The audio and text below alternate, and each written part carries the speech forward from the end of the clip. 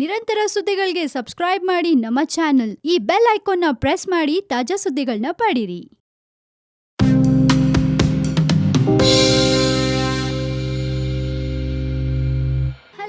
ನೋಡ್ತಾ ಇದ್ದೀರಾ one India Kannada YouTube channel. ನಾನು ರಶ್ಮಿ. ಬೆಳಗ್ಗೆ ಎದ್ದ ತಕ್ಷಣ ಫಸ್ಟ್ ತುಂಬಾ ಜನಕ್ಕೆ ಕಾಫಿ ಇಲ್ಲದೆ ಇದ್ರೆ ಬೆಳಗ್ಗೆನೆ ಆಗಲ್ಲ. ಕಾಫಿ ಬೇಕೇ ಬೇಕು. ಕಣ್ಬಿಟ್ಟ ತಕ್ಷಣ ಫಸ್ಟ್ ಕಾಫಿ ಕುಡಿದ್ರೇನೆ ಮಿಕ್ಕಿದ ಕೆಲ್ಸ ಆರಾಮಾಗಿ ಆಗೋದು. ಆ ತರ ಒಂದು ಮೈಂಡ್ ಸೆಟ್ ತುಂಬಾ ಜನರಲ್ಲಿ ಇರುತ್ತೆ. ಈ ಕಾಫಿ ಅನ್ನೋದಕ್ಕೆ ಅಡಿಕ್ಟ್ ಆಗ್ಬಿಟ್ರೆ ತುಂಬಾ ಜನಕ್ಕೆ ಕಾಫಿ ಇಲ್ಲದೆ ಒಂದ್ ಕ್ಷಣನೂ ಇರಕ್ಕಾಗಲ್ಲ. ಆ ರೇಂಜಿಗೆ ತುಂಬಾ ಜನ ಕಾಫಿ ಕುಡಿತಾರೆ. ಇನ್ನು ಈ ಕಾಫಿ ನಿಮ್ಮ ಹೆಲ್ತ್ ಗೆ ಎಷ್ಟು ಎಫೆಕ್ಟ್ ಆಗತ್ತೆ, ಹಾಗೆ ಈ ಕಾಫಿ ಕುಡಿಯೋದಕ್ಕೂ ಒಂದು ಟೈಮಿಂಗ್ ಇರತ್ತೆ ಅನ್ನೋದು ನಿಮಗ್ ಗೊತ್ತಾ? ಗೊತ್ತಿಲ್ಲ ಅಂದ್ರೆ ಹೇಳ್ತೀನಿ, ಕೇಳಿಸ್ಕೊಳ್ಳಿ. ಕಾಫಿ ಪ್ರಿಯರೇ, ನಿಮ್ಮ ಕಾಫಿ ಸೇವನೆಯ ಸಮಯ ತಪ್ಪಾಗಿಲ್ಲ ತಾನೆ? ಆ ಟೈಮಿಂಗ್ಸ್ ಬಗ್ಗೆ ಹೇಳ್ತೀನಿ. ಹಾಗೆ ಇಂಥದ್ದೇ ಸಮಯದಲ್ಲಿ ಕಾಫಿ ಕುಡಿದ್ರೆ ಒಳ್ಳೇದು ಅಂತ ಕೂಡ ಕೆಲವರು ಹೇಳ್ತಾರೆ. ನಾವೆಲ್ಲರೂ ತಿಳಿದಂತೆ ಕಾಫಿಯಲ್ಲಿ ಕೆಫೈನ್ ಎಂಬ ಪದಾರ್ಥ ಇರುತ್ತೆ. ಇದರ ಸೇವನೆಯಿಂದ ಮೆದುಳಿಗೆ ಮುದ ಸಿಗುತ್ತೆ ಹಾಗೂ ದಿನದ ಚಟುವಟಿಕೆಗಳನ್ನ ನಿರ್ವಹಿಸಲು ಉತ್ಸಾಹ ಮೂಡಿಸುತ್ತೆ. ಆದ್ರೆ ಬೆಳ್ಳಂಬೆಳಗ್ಗೆ ಕೆಫೈನ್ ರಕ್ತಕ್ಕೆ ಸೇರಿಸೋದು ಸರಿನಾ? ಯಾಕಂದ್ರೆ ಸರಿಯಾದ ಕ್ರಮದಲ್ಲಿ ಕಾಫಿ ಸೇವಿಸದೆ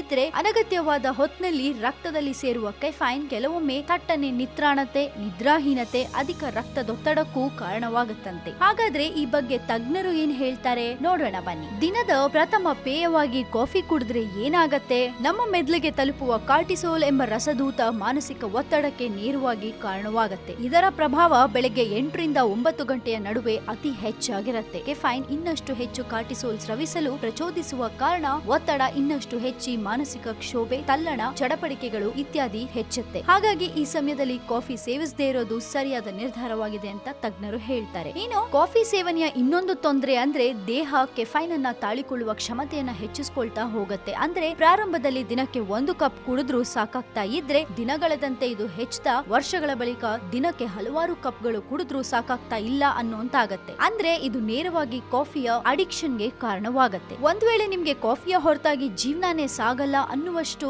ಈಗಾಗ್ಲೇ ಅಡಿಕ್ಟ್ ಆಗಿದ್ರೆ ನಿಮ್ಗೆ ಕಾಫಿ ಕುಡಿಯೋಕೆ ಸರಿಯಾದ ಟೈಮ್ ಅಂದ್ರೆ ಬೆಳಗ್ಗೆ 10 ರಿಂದ 11:30 ಮಾತ್ರ. ಈ ಅವಧಿಯಲ್ಲಿ ದೇಹದಲ್ಲಿ ಕಾರ್ಟಿಸೋಲ್ ಪ್ರಮಾಣ ಕನಿಷ್ಠಕ್ಕೆ ಇಳಿಯೋದ್ರಿಂದ ಕಾಫಿಯ ಸೇವನೆಯಿಂದ ಕನಿಷ್ಠ ಪ್ರಭಾವವನ್ನ ನಿರೀಕ್ಷಿಸಬಹುದು. ಆದ್ರೆ ಕಾರ್ಟಿಸೋಲ್ ಪುನಃ ನಡು ಮಧ್ಯಾಹ್ನ 12 ರಿಂದ 1 ಗಂಟೆಯವರೆಗೆ ಮತ್ತೆ ತನ್ನ ಸ್ರವಿಕೆಯ ಪರಾಕಾಷ್ಠೆಯನ್ನ ತಲುಪೋದ್ರಿಂದ ಈ ಸಮಯದಲ್ಲಿ ಕಾಫಿಯನ್ನ ಸರ್ವಥಾ ಸೇವಿಸಕೂಡ್ದು. ಹಾಗೆ ಎಂದಿಗೂ ಊಟಕ್ಕೆ ಮೊದಲು ಅಥವಾ ಊಟವಾದ ತಕ್ಷಣ ಕಾಫಿ ಕೂಡ್ದು. ಯಾಕಂದ್ರೆ ಇದರಿಂದ ಆಹಾರದಲ್ಲಿರೋ ಕಬ್ಬಿಣದ ಅಂಶವನ್ನ ಜೀರ್ಣಾಂಗಗಳು ಹೀರಿಕೊಳ್ಳಲು ಸಾಧ್ಯವಾಗೋದಿಲ್ಲ. ಅಷ್ಟಕ್ಕೂ ಕುಡಿಲೇಬೇಕು ಅಂತಂದ್ರೆ ಊಟ ಮತ್ತು ಕಾಫಿಯ ನಡುವೆ ಕನಿಷ್ಠ 1 ಗಂಟೆಯಾದ್ರೂ ಅಂತರ ಇರಲೇಬೇಕು. ಅದರಲ್ಲೂ ವಿಶೇಷವಾಗಿ ಹಾಲು ಸಕ್ಕರೆ ಕಾಫಿಯ ಸೇವನೆಯಾಗಿದ್ರೆ ಹೆಚ್ಚಿನ ಎಚ್ಚರಿಕೆ ವಹಿಸಬೇಕು. ಅದರಲ್ಲೂ ರಕ್ತಹೀನತೆಯಿಂದ ಬಳಲ್ತಾ ಇರೋ ವ್ಯಕ್ತಿಗಳು ಈ ವಿಷಯದಲ್ಲಿ ಅತಿ ಹೆಚ್ಚಿನ ಎಚ್ಚರ ವಹಿಸಬೇಕು. ಇದಲ್ಲದೆ ಸಂಜೆಯ ಬಳಿಕ ಕಾಫಿಯ ಸೇವನೆ ಒಳ್ಳೇದಲ್ಲ. ಯಾಕಂದ್ರೆ ಇದರಿಂದ ನಿಮ್ಮ ನಿದ್ದೆಯ ಗುಣಮಟ್ಟ ಕೆಡತ್ತೆ. ಅಂದ್ರೆ ನಿದ್ದೆ ತಡೆದು ಬರೋದು, ನಡುವೆ ಎಚ್ಚರವಾಗೋದು, ಎಚ್ಚರವಾದ ಬಳಿಕ ಬಹಳ ಹೊತ್ತಿನವರೆಗೆ ನಿದ್ದೆ ಬರದೇ ಇರೋದು, ಮಾನಸಿಕವಾಗಿಯೂ ದೈಹಿಕವಾಗಿಯೂ ಮರುದಿನ